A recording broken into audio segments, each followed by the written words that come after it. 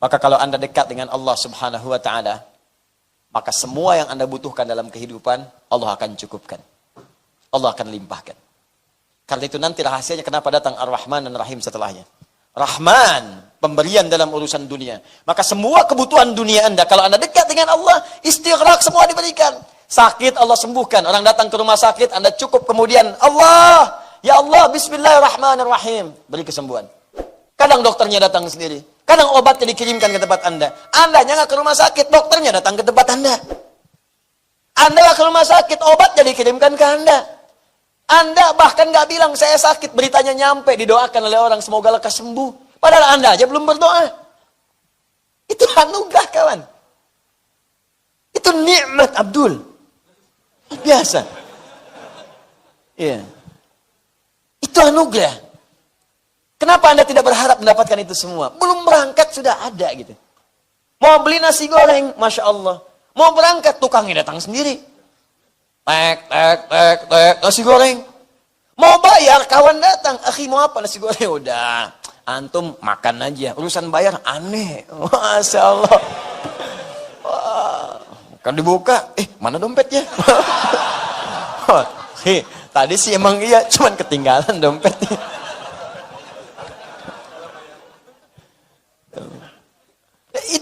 Dan itu nyata, teman-teman, ada. Nyata. Cuma kembali kepada kita, realitas itu mau kita dapatkan atau tidak. Rahman, ya Rahman. Rahman, sifat pemberi semua urusan dunia. Rahman itu mencakup muslim, non-muslim, beriman, tidak beriman. Standar yang umum, universal, dapat. Standarnya apa? Pekerjaan. Misal, hukum kaya itu tidak melekat iman. Kaya itu melekat pada aktivitas, ikhtiar, pekerjaan. Jadi jangan katakan kalau ada non-muslim bekerja keras, kaya. Jangan katakan, kok nggak beriman bisa kaya? Hukum mau kaya itu bekerja. Tapi kalau pengen berkah kekayaannya dan pengen cepat mendapatinya, iman. Berkah antum di situ. Makanya orang beriman dulu, mau kaya gampang. Kaya gampang. Orang dulu, Abdurrahman bin Auf itu, modalnya cuma pakaian. Mau kaya gampang, 3 bulan kaya. Setahun kapak terbuat dari emas. Setahun. Anda bayangkan? Bayang. Ya. Itu dahsyat luar biasa. Kecil Rahman, dapat kita Rahim. Anugerah akhirat yang terindah. Khusus bagi yang beriman saja. Anda mau dapat apa? Surga. Kalau cuma surga, semua minta surga. Mintakan surga yang paling tinggi. Mintakan surga di samping Nabi Muhammad SAW. Mintakan surga yang langsung berdekatan dengan Allah Subhanahu wa taala. Mintakan surga yang bisa menatap Allah Subhanahu wa taala tertinggi. Lebih dekat dengan Allah, semakin dekat Anda mendapatkan anugerah terindah. Karena itulah diakhiri dengan kalimat Ar-Rahman Ar-Rahim. Ar-Rahman Ar-Rahim. Kalau nggak butuh semua, sebagian tabi'id. Ya Allah, saya nggak pengen jadi terlalu kaya, Allah takut sombong. Gak apa-apa. Yang penting yang kamu butuhkan saya berikan. Tabi'id ma'at tahdid. Terbatas pada kebutuhannya saja. Makanya ada orang minta itu sesuai kebutuhan dikasih oleh Allah. Nih, yang kamu butuhkan nih. Kalau lebih daripada ini berbahaya. Ya Allah, aku ingin jadi direktur. Jadinya manajer. Ya Allah, mobil ya Allah, mobil ya Allah. Motor dapatnya. Motor. Aku berikan kau motor, aksesnya lebih cepat. Terbebas dari kemacetan. Jalanan indah, bisa berkelok-kelok, engkau lewat. Ya. Mobil kamu dikhawatirkan ketika akan keluar, bahkan tak bisa buka pintu. Ya, harus ada ajudan, harus ada ini, ada itu. Hidup kamu jadi berat nantinya. Dapat dia mobil. Dapat dia motor. Dapat sepeda. Ya Allah, aku ingin sepeda motor, ya Allah. Aku kabulkan. Motornya aku tunda. Kan bagian kedua, sepeda, motor. Motornya nanti, sepeda dulu. Ini sepeda. Oke, dapat. Indah. Dunia itu gimana ya? Saya kadang bingung orang tuh berantem masalah dunia. Padahal hukumnya kecil gitu kan. Ini tuh gak ada nilai ya. Ya, jadi apa? Allah kan tak kasih rumus dekat dengan Allah. Jadi dia jadi kecil. Tidak ada orang sedih masalah dunia. Ada orang berantem masalah dunia. Ya Allah, kenapa gitu kan? 2 orang berebut pekerjaan sambil berkelahi, berebut mobil sampai saling tusuk, saling meninggal dua-duanya, mobilnya nggak ada yang dapat. Saya suka ketawa gitu kan. Apa yang mau direbutin itu? Ya rebutan sendal, rebutan kamera, rebutan ini, ngapain? Ngapain dunia? Kita tinggalin. Kalau bukan Anda meninggalkan dunia duluan, dunia meninggalkan Anda duluan. Makanya bismillah. Pakai itu, biar nggak sembarangan. Rahman dapat, Rahim dapat kita. Dan disitulah kita mendapatkan tanda di sisi Allah Subhanahu wa Ta'ala. Apa itu tanda bahasa Arabnya? Wasmun. Kalau disatukan dengan ba, hilangkan wawunya. Ganti dengan alif. Kalau pengen cepat, hilangkan alifnya. Langsung sin dengan mim. Gabungkan dengan ba. Bismi. Bismillah. Nih, asalnya dari kata ismun. Ismun ini pendapat pertama dari kata wasmun. Yang berarti tanda yang melekat. Ini saya tidak bicara terjemahan ya. Kalau terjemahan ini makna umum. Ismun diartikan nama. Dalam bahasa Arab. Ismun, nama, masmuka, siapa namamu hai lelaki. Masmuki, siapa namamu hai perempuan. Mas Karyo, namanya Karyo.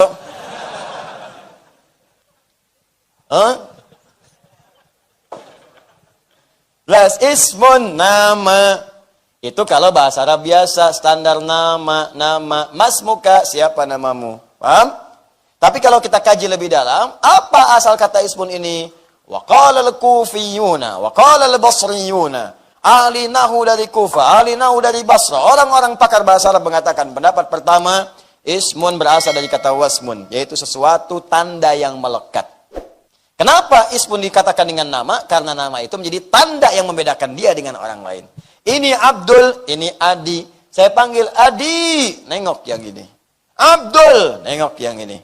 Asep, nengok yang di belakang. Hussein, nengok yang di kiri. Michael, nengok di kanan. John, nengok yang di depan. Ya. Nama. Karena itu ketika diberikan nama, menjadi tanda dia untuk dibedakan dengan orang lain. Adi yang ini, Adi Hidayat yang ini. Adi, dua-duanya nengok. Bukan yang itu kok, Adi Hidayat. Yang ini berarti. Apa mas? Bukan Hidayat yang ini, Adi Hidayat Nur Salim. Yang itu. Setiap diberikan nama, tambah untuk membedakan satu dengan yang lainnya. Karena itu setiap nama yang melekat, mau disingkat, mau tidak disingkat, pasti membedakan satu dengan yang lain. Nih, saya berikan gambaran. UAS, singkatan. Siapa yang terbayang? Ustaz Abdul Samad. Kita doakan, studinya lancar, sudahnya insya Allah lancar. Ya kan? Kembali ke tanah air, berdakwah dengan baik, diterima masyarakat, dan insya Allah dijaga oleh Allah Subhanahu wa Ta'ala. Uben, siapa yang terbayang? Ustaz Bakhtiar Nasir. Kita doakan, baik, sehat, ya, dikuatkan oleh Allah, diikhlaskan dalam berdakwah, dijaga kesehatan, dapat. Wah, ada hidayat. Ya, itu yang lain. Doakan Allah ampuni dosanya, masih banyak maksiatnya, semoga Allah ampuni, itu aja. Selesai. Ya, jadi setiap kita mendapatkan itu, nampak. Makanya pasti ketika nggak ada, akan dicari. Ya, ayo singkat silahkan, tapi akan spesifik menunjuk pada orangnya. Ya, UAH, Ustaz Adi Hidayat, UAS, Ustaz Abdul Samad, UBN, Ustaz Bakhtiar Nasir. Ya, Ustaz Yahya Kusmayanto, Uya. Dia nggak bisa. Bisa, contoh. Paham ya? Nah, jadi inilah wasmun. Nah, bismillah kalau kita kaitkan dengan Allah, orang-orang yang dekat dengan Allah Subhanahu wa Ta'ala. Yang selalu membangun kedekatan dengan ibadah tadi, dengan akhlak, maka dia akan mendapat tanda spesial di hadapan Allah Subhanahu wa Ta'ala. Ditandain tuh hamba tuh. Disebut-sebut namanya oleh Allah. Beda dengan yang lain.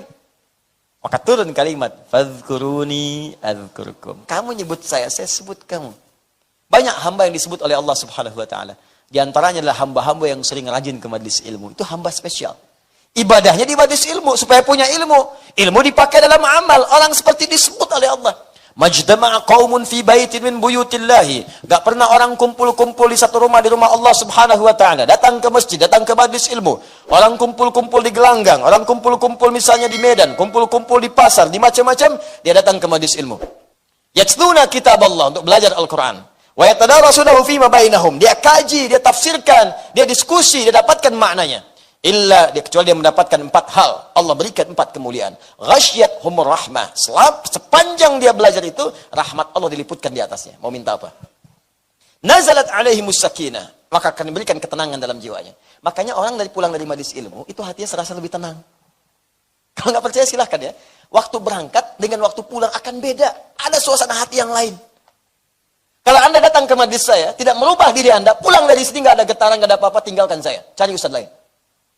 Akan beda, Anda datang akan beda. Makanya banyak majlis diburu sebelum dibuka. Dimulai maghrib, datang subuh. Datang pagi, ada yang nginep, datang siang. Apa yang mau dicari? Snack gak ada. Dulu waktu masih sedikit, ada. Sekarang nyari sendiri. Kan, Aqua ada insya Allah. Samping ada, Ihsan Mart lengkap. Gitu kan. Ada, tapi apa yang mau didapatkan? Ada kenikmatan gitu kan. Ada ketenangan yang kita raih. Nah, ada hamba-hamba spesial. Ghasyat umur rahmat. Nazalat ainul sakinah. Perhatikan kalimatnya belum selesai. Ya, hafathumul malaika. Dan orang-orang ini akan diliputi oleh malaikat. Itu jangan dikira kosong. Jangan dikira. Ini padat banyak orang. Ada yang berdiri. Siapa duga dan siapa sangka di samping dia malaikat berdiri. Di samping dia malaikat duduk. Nggak ada yang tahu.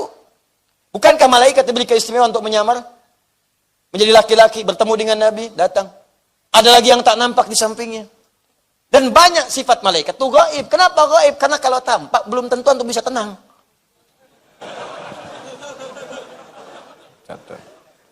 Samping malaikat. Malaikat. Siapa? Malaikat maut.